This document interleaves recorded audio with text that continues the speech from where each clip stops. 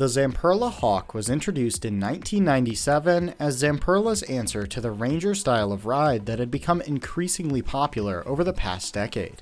The ride comes in two sizes, the Hawk 24 and Hawk 48. The larger Hawk features a second arm that rotates in the opposite direction to the first arm. This helps to balance the ride while also making it more visually striking.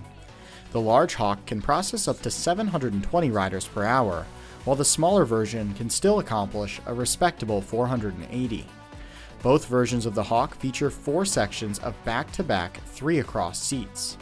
Most rides feature 2 or 4 across seating, making the Hawk one of the few rides to offer 3 across. The seats themselves feature hard over-the-shoulder restraints that lower automatically.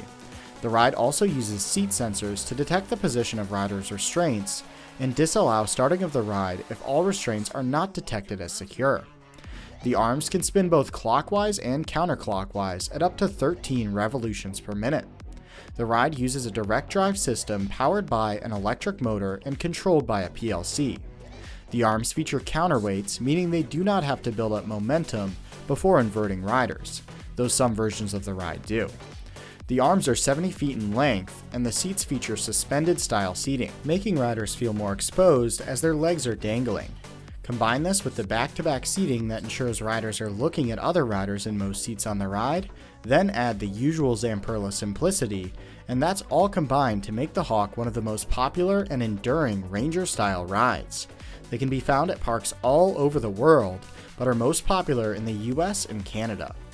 Some notable installations of the Hawk 24, the smaller version, include Screamin' Eagle at Seabreeze, Hawk at Magic Springs, and Vertigo at La Ronde.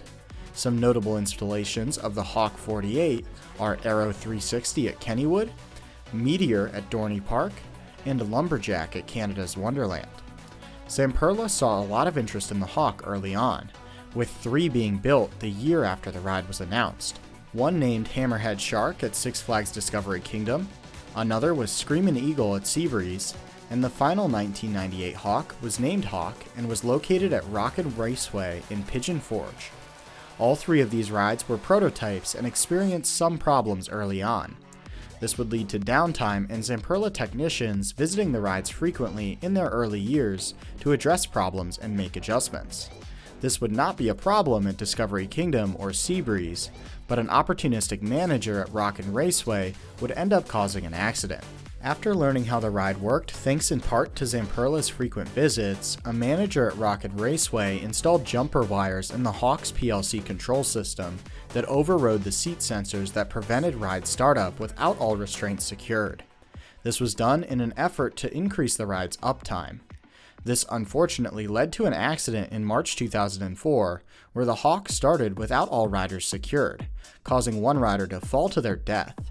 This would lead to the removal and scrapping of the ride. Outside of this accident, Hawks are prone to one other issue. They can get stuck upside down. The ride's counterweight design means that the ride is not naturally in the load-unload position, so it's just as happy being upside down as it is right side up. This has led to incidents, usually involving power failures where the ride can get stuck for up to 20 minutes upside down.